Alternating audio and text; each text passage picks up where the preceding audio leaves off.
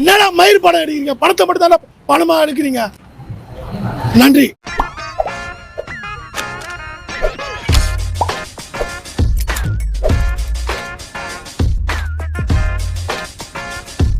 A movie starring the cover star of Bollywood.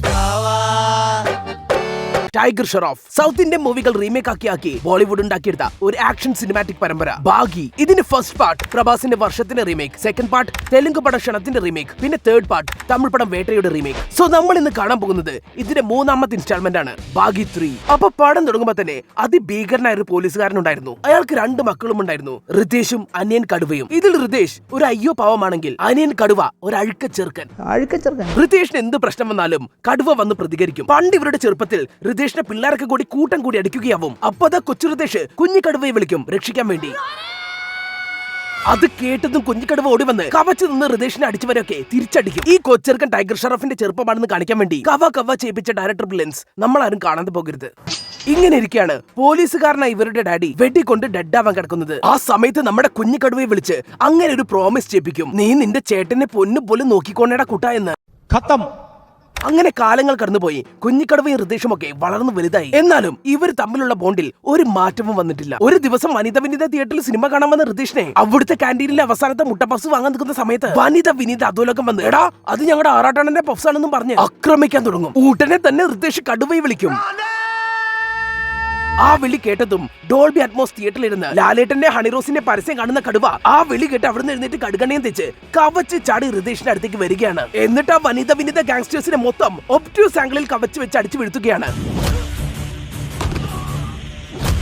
ഈ സമയത്താണ് കടുവയണ്ണന്റെ കവ കണ്ട് അതിലേക്ക് ശ്രദ്ധ പോയ ശ്രദ്ധയ്ക്ക് അങ്ങേരോട് വമ്പൻ പ്രണയം വരുന്നത്. ഇതിൽ ശ്രദ്ധയ്ക്ക് ഒരു പ്രത്യേകതയുണ്ട്, അവരുടെ ഫോണിൽ ഒരിക്കലും റേഞ്ച് കിട്ടില്ല. അങ്ങനെ റേഞ്ച് തപ്പി ശ്രദ്ധ ചേച്ചി ശ്രദ്ധിക്കാതെ ജെൻസ് ടോയ്ലറ്റിൽ അങ്ങ് കയറി പോകും. അത് പിന്നെ അവിടെ ഒരുപാട് ടവറുകൾ കാണുമല്ലോ, അതുകൊണ്ടാണത്രേ.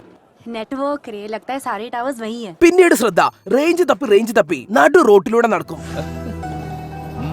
ഈ പടം നടക്കുന്നത് ഇടുക്കി ഭാഗത്ത് എവിടെയാണെന്ന് തോന്നുന്നേ.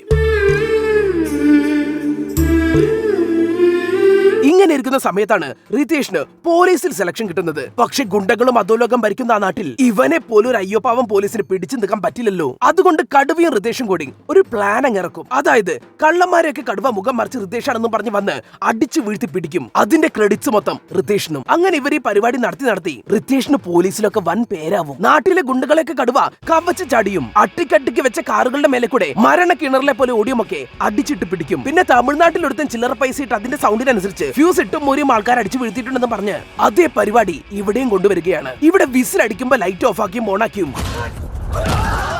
അതെ ഗൈസ്, അത് തന്നെ. അങ്ങനെ ഇതോടുകൂടി റിതേഷിന് വമ്പൻ പ്രൊമോഷനൊക്കെ കിട്ടി. കല്യാണമൊക്കെ കഴിഞ്ഞിരിക്കുന്ന സമയത്താണ് ബോളിവുഡ് ഡയറക്ടേഴ്സ് വെറും കോപ്പി അടിയാണെന്ന് പറയുന്നത് കേട്ട് സഹിക്കാൻ വയ്യാണ്ടേ, മതി ഈ വേട്ടയെന്നും കത്തിയെന്നൊക്കെ കോപ്പി അടിച്ചത് മതി, ഇനി നമുക്ക് കുറച്ച് സ്വന്തമായിട്ട് എഴുതാമെന്ന് പറഞ്ഞ് വെറും അപരാധമായി പോയിക്കൊണ്ടിരുന്ന ഈ സിനിമ ഒരു മഹാ അപരാധമാക്കി മാറ്റുകയാണ്.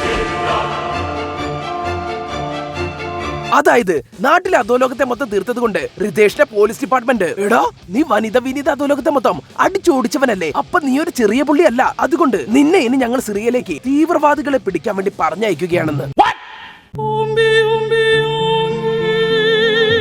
അതോടെ തീവ്രവാദികളെ പിടിക്കാൻ വേണ്ടി ഇവിടെ നാടകം കളിച്ചു നടന്ന റിതേഷ് സിറിയയിലേക്ക് പോവുകയാണ്. എടാ നീ ഇവിടെ നാടകം കളിച്ച് കുറച്ച് ഗുണ്ടകൾ അടിച്ചോടിപ്പിച്ച ധൈര്യത്തിൽ എങ്ങനെടാ ഒറ്റയ്ക്ക് സിറിയയിലേക്കൊക്കെ കയറി പോകാൻ തോന്നിയേ? അങ്ങനെ സിറിയയിലെത്തിയ റിതേഷ് കടുവയെ വീഡിയോ കോൾ ചെയ്തുകൊണ്ടിരിക്കുകയാണ്. ആ സമയത്താണ് അത് സംഭവിക്കുന്നത്. കുറച്ച് തീവ്രവാദികൾ വന്ന് റിതേഷിന്റെ റൂമിൽ കയറി അവനെ പഞ്ഞിക്കിട്ട് കിഡ്നാപ്പ് ആക്കുന്നു. അപ്പൊ മൊബൈലിൽ നിന്ന് ഇത് കാണുന്ന കടുവ റിതേഷിനെ കരയുന്ന ശബ്ദം കേട്ട് റിതേഷിന്റെ ഭാര്യ ഇതൊന്നും അറിയണ്ടെന്ന് വെച്ച് കടുവന്റെ റൂമിന്റെ ഡോർ അങ്ങടയ്ക്കും. എന്നിട്ട് ആ റൂമിന്റെ ഉള്ളിൽ നിന്ന് അലറി വിളിക്കും. ഇതിപ്പോ പഞ്ചായത്ത് മൊത്തം അറിഞ്ഞിട്ടുണ്ടാവൂലോടെ. അങ്ങനെ തന്റെ ഏട്ടനെ തീവ്രവാദികൾ അങ്ങ് സിറിയയിൽ കിഡ്നാപ്പാക്കി വെച്ചിരിക്കുകയാണെന്ന് അറിഞ്ഞതും അവനെ രക്ഷിക്കാൻ വേണ്ടി കടുവ സിറിയയിലേക്ക് കയറി പോവുകയാണ്. എടാ ഇത് ഫ്ലൈറ്റ് എടുത്ത് പിള്ളേരെ പോലെ അങ്ങ് കയറി ചെല്ലാൻ പട്ടായി ഒന്നുമല്ല, സിറിയാണ് സിറിയ. ഇവൻ കയറി പോയത് പിന്നെയും പോട്ടെന്ന് വെക്കാം. എന്നാലും തീവ്രവാദികളെ പിടിക്കാൻ വേണ്ടി റേഞ്ച് തപ്പി നടക്കുന്ന ഇവൾ ഇത് എന്ത് കണ്ടിട്ടാണോ ഇറങ്ങി തിരിച്ചത്? എനിക്ക് തോന്നണത് റേഞ്ച് ഇല്ലാത്തോണ്ട് കടുവ അവൾക്ക് അയച്ച മെസ്സേജ് ഫുള്ള് സെൻഡ് ആയിട്ടില്ല എന്നാണ്. ഞാൻ ട്രിപ്പ് പോവാന്നുള്ള മെസ്സേജ് കിട്ടിയതും മൂപ്പര് പെട്ടിയും കിടക്കയും എടുത്തങ്ങ് ഇറങ്ങി പോന്ന്.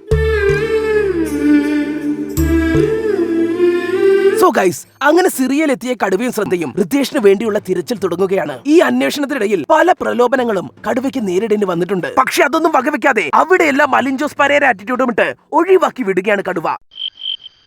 ഇങ്ങനെ അന്വേഷിച്ച അവസാനം കടുവയ്ക്ക് അവന്റെ ഏട്ടനിരിക്കുന്ന തീവ്രവാദി ക്യാമ്പിന്റെ സ്ഥലം മനസ്സിലാവുകയാണ്. അത് അറിഞ്ഞതും കടുവ 5-6 പാറ്റൻ ടാങ്കും ഹെലികോപ്റ്ററും ഒക്കെയുള്ള തീവ്രവാദ ക്യാമ്പിലേക്ക് ഒറ്റയ്ക്ക് കവച്ചു ചെന്ന് എല്ലാത്തിനും അടിച്ചു വീഴ്ത്തുകയാണ്.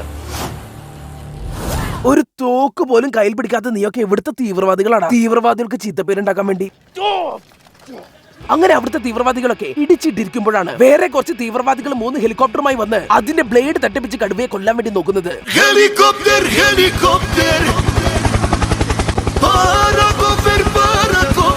എടാ, ഇതിനൊന്നും നിൽക്കാതൊരു തോക്കെടുത്ത് വെടിവെക്കടാ. പറ്റുമായിരിക്കാം, പക്ഷെ എനിക്ക് പാടില്ലേ പറ്റുള്ളൂ. അങ്ങനെ കടുവ ആ ഹെലികോപ്റ്ററിന്റെ മേലേക്ക് എങ്ങനെയൊക്കെയോ ചാടി കയറി 2 തീവ്രവാദികളെ പുറത്തേക്കെടുത്ത് ഹെലികോപ്റ്ററിന്റെ മേലേക്കിട്ട് അതിന്റെ മണ്ടയിൽ കയറി നിന്ന് ഫൈറ്റ് ചെയ്യാണ്.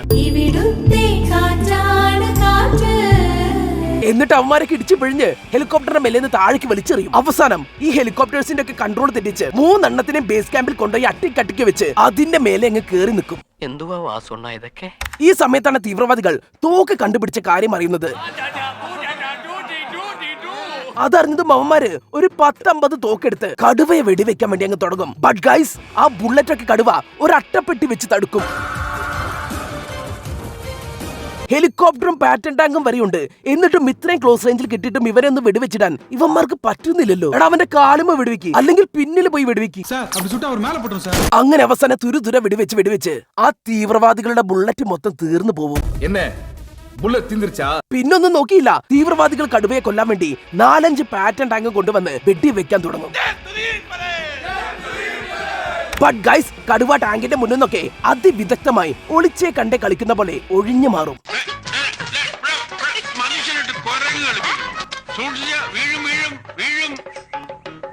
അവന്റെ വായ കയറിയിരുന്ന് വെടിവെക്കാൻ അവസരം കിട്ടിയിട്ടും അത് ഉപയോഗിക്കാൻ പറ്റാത്ത പാറ്റൻ ടാങ്കുകൾ പരസ്പരം വെടിവെച്ച് ആത്മഹത്യ ചെയ്യുകയാണ് അവസാനം.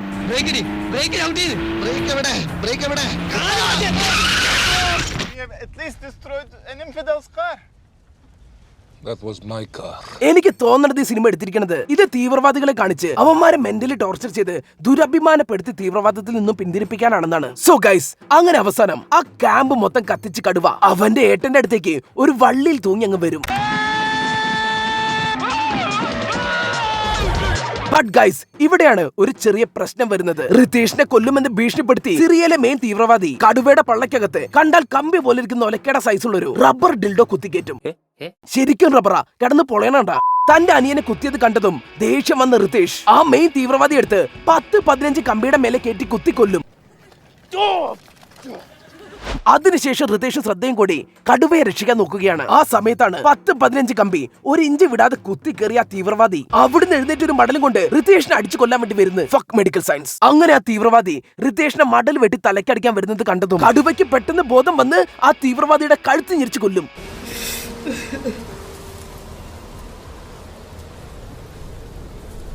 അവസാനം ഇന്ത്യൻ പോലീസ് ഫോഴ്സ് സിറിയയിലെ തീവ്രവാദം വേരോടെ പിഴുതെറിഞ്ഞതിന് റിതേഷിനെ വിളിച്ച് ഒരു തെക്കേടത്തമ്മ പുരസ്കാരം അങ്ങ് കൊടുക്കും. ഇതൊക്കെ കണ്ടിട്ട് മരിച്ചുപോയ കടുവയുടെ ഡാഡി എഴുന്നേറ്റ് വന്ന് എന്നെ അപരാധമൊക്കെയാടെ കാണിച്ചു വെച്ചേക്കെന്നും പറഞ്ഞ് കടുവക്കിട്ടൊരു സല്യൂട്ട് വെച്ചു കൊടുക്കും. പടം കഴിഞ്ഞ്. ഈ വീഡിയോ നിങ്ങൾക്ക് ഇഷ്ടപ്പെട്ടാൽ നമ്മുടെ ചാനലിലെ ബാക്കി വീഡിയോസായ മോൺസ്റ്റർ, കൂട്ടുകാർ, CBI5, ബിഗ് ബ്രദർ, സിദ്ധാർത്ഥ, അഞ്ചിരോ, അർജുനൻ, ബലറാം, വസുതാരദാസ്, Laila, Dracula, My Story, Rain Tree കമ്പഗൻ, ശോഭരാജ്, മാമകം, കലണ്ടർ, ലോക്പാൽ, നമ്മൾ തമ്മിൽ, വന്ദേ മാതരം, കാമ്പോജി, സലാം കാശ്മീർ, നക്ഷത്ര കണ്ണൂർ രാജകുമാർ, നവനുണ്ട് രാജകുമാരി, കയ്യെത്തും ദൂരത്ത്, വൈറ്റ്, CIA, മിക്കായൽ, വാറൻ ലവ്, കൃത്യം, നിറം തുടങ്ങിയ വീഡിയോസും നിങ്ങളൊന്ന് കാണണം പ്ലീസ്.